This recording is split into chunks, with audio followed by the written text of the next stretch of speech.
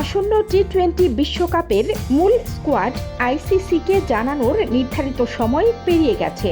তবে বেঁধে দেওয়া সময়ের মধ্যেই 15 জনের দলের তালিকা আইসিসিতে পাঠিয়ে দিয়েছে বিসিবি। তালিকা পাঠালেও বাংলাদেশে সেই দল এখনও ঘোষণা করা হয়নি। এখনও মূল দল ঘোষণা নিয়ে চলছে টানাপোড়েন।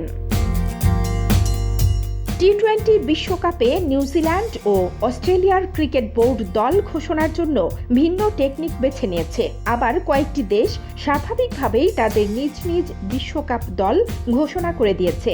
আর এই দিক দিয়ে বিসিবি মনে হয় সবাইকে ছাড়িয়ে যাবে। অন্যরা যেখানে দল ঘোষণা করছে সেখানে টাইগারদের 15 জনের চূড়ান্ত দল জানা যাবে আরও পরে। আর সেই মহেন্দ্রক্ষণ কবে সেটি জানিয়ে দিয়েছিলেন নির্বাচক হান্নান সরকার। তিনি বলেছেন, বাংলাদেশের বিশ্বকাপ স্কোয়াড জিম্বাবুয়ে সিরিজের পরেই ঘোষণা করা হবে। অবশ্য বাংলাদেশ 2023 সালে ভারতে অনুষ্ঠিত ওয়ানডে বিশ্বকাপের আগেও এভাবেই দল ঘোষণা করেছিল। এখন বিশ্ব আসরগুলোতে চূড়ান্ত স্কোয়াড ঘোষণার পরও কোনো নোটিশ ছাড়াই দলে পরিবর্তন আনার সুযোগ থাকে। সেজন্য নির্দিষ্ট একটি সময়ও বেঁধে দেওয়া থাকে। যুক্তরাষ্ট্র এবং ওয়েস্ট ইন্ডিজে অনুষ্ঠিত হতে যাওয়া টি-20 বিশ্বকাপেও একই নিয়ম আছে। 1 মে চূড়ান্ত স্কোয়াড জমা দেওয়ার পরও 25 মে পর্যন্ত তাতে পরিবর্তন আনার সুযোগ রাখা হয়েছে।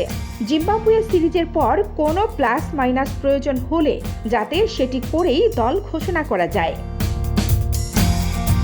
জিম্বাবুয়ের বিরুদ্ধে ঘোষণা হওয়া 15 জনের এই দল থেকেও মোটামুটি বিশ্বকাপ স্কোয়াডটি আজ করা যায়।